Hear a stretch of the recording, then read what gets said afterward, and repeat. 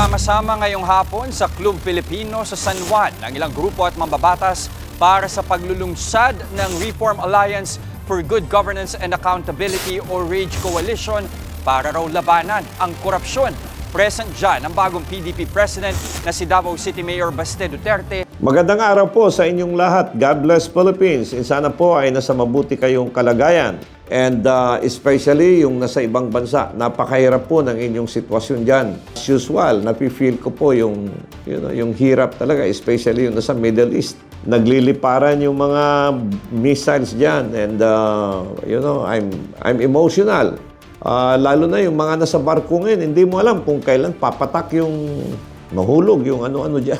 Kaya dasal lang po tayo at iwas at be safe always. Alam ko po na mahal kayo ng buong sambayan ng Pilipino, lalong-lalo na sa inyong pamilya. Pag-uusapan po natin itong tinayong Reform Alliance for Good Governance and Accountability. This is a new group headed by Mayor Baste Duterte. Mga partido po na nagkakaroon ng alliances at yun po ay nangyayari, political alliances. And sometimes may kasabihan na loyalty to the party ends when my loyalty to my country begins. Ibig sabihin, yung loyalty ko sa partido ay mawawala yan pag yung good governance para sa bansa ay dumadating.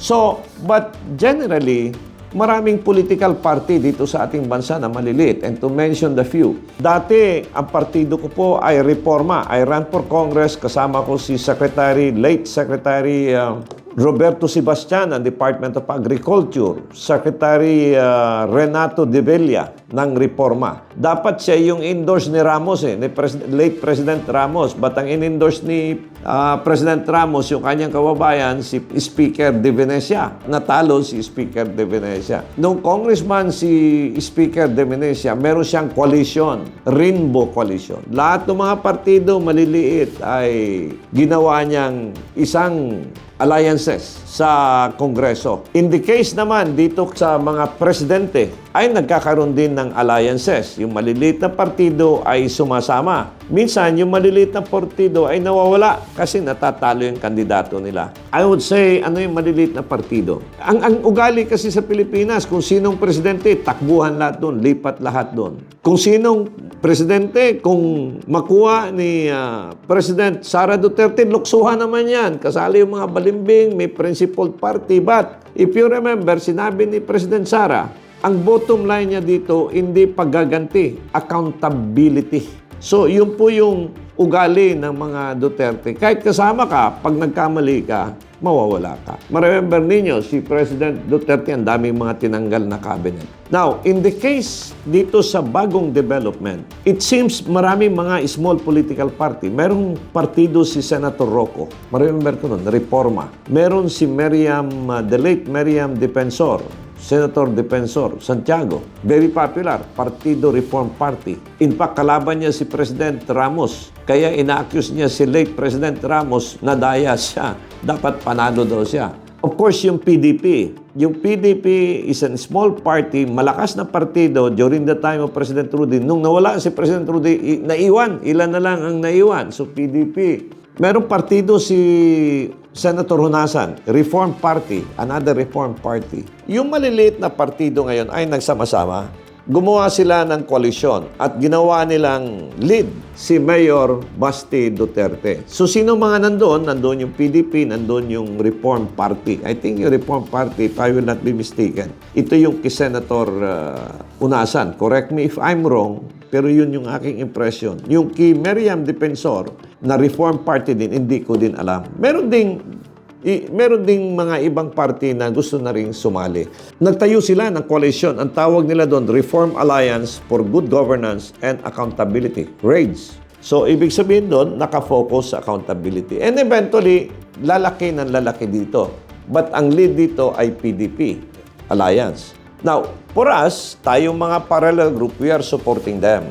Kasi isa lang naman yung ating sadya dito. Some of us, I'm a politician, I belong to a party. Sa ngayon, wala pang partido. Hindi ko alam. Kung dati PDP, then hugpong sa taong lungsod ng Davao. But I will just be waiting for the guidance of the leadership. What I know, sinabihan ako na tulungan mo, Sir Danny, yung parallel. So I am helping the parallel group. Yun naman ang inahawakan ko during the time of President Rudy. When President Rudy ran in 2016, ang campaign manager si June Ibasco, Secretary Ibasco, at ako yung nag-handle ng parallel group. Hanggang dumating dito sa 2022, we thought na tatakbo si Sara, Vice President Sara, tayo pa rin. Now, I'm just also helping the parallel group.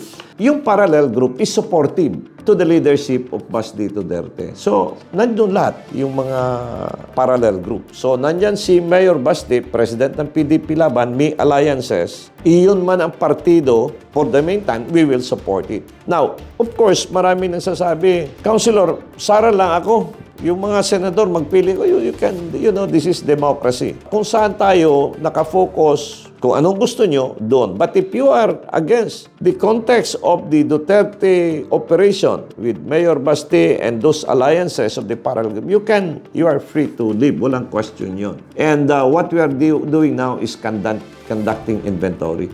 Marami ding kasama dati ng administrasyon ngayon ni President Bongbong Marcos ay lumilipat na rin, nagsisignify na rin. Mga politiko, of course, tahimik yan because, they are elected, they have to look at the interests of their district. Generally, natural yon. But in the parallel group, dahil silang tinatamaan, hindi naman sila politiko. Ang nagkocontrol ngayon, mga politiko congressman, governor, wala silang problema sa economics. Yung problema, yung mga tao. Kaya yung mga tao ngayon naghahanap saan sila papunta. So, nandun sila sa parallel group under the leadership of Sara Duterte. And dyan po tayo. Sa politics, komportable yan sila for the meantime. But eventually, yung iba nagsisignify na rin will support Sara Duterte. Hindi lang sila makapagsabi dahil may mga iba, may kaso, may mga pending requests. And alam mo how politics operate. So, we would like to manifest and congratulate and support the leadership of Basti Duterte leading the RAGE, Reform Alliance for Governance and Accountability. Nandyan si Mike Defensor, dating councilor, kasama din natin during our time. We talk. And of course, nandyan yung mga taga-PDP Laban. Karamihan dyan ay nandyan ngayon. Merong executive director dyan, si Joy Incabo.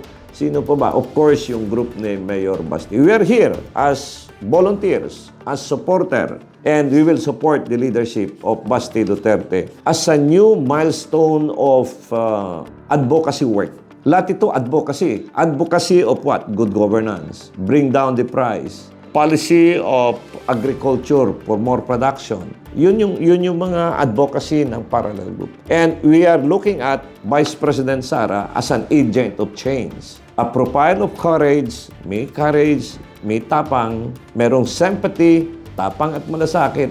Yun ang nakikita natin that can change the present problem that we are facing. But we cannot do it alone. We have to align, we have to do some coalition as co-operators for nation building within the operation of the bounds of the law because we have to operate kung anong nasa batas. You cannot do it operating outside of the law. Everybody, those in government and those outside of government, we have only one fundamental law. Our Constitution and different laws, and of course, yung ating simbolo, yung flag ng Pilipinas. Mahalin natin yon at mahalin natin ang bansa. Sundin natin kung anong mga filosofiya ng good governance, mga batas. Nobody can help us except ourselves. Hanggat sa muli, tuloy po ang pakikibaka and ang pag-asa po ay nasa isip at puso ng mga kabataan, lalo na sa ating mga kababayan. God bless Philippines. This is Councilor Danny Dayang Hirang.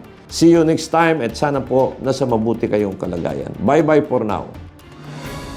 A political analyst, Danny Dayang Hirang, shares his commentaries and analysis on the latest issues. As a veteran public servant, offering his insights and critical thinking. As an educator, he speaks the truth that matters. Our seasoned legislator, Danny Dayang-Hirang, is live every Monday, Wednesday, and Fridays.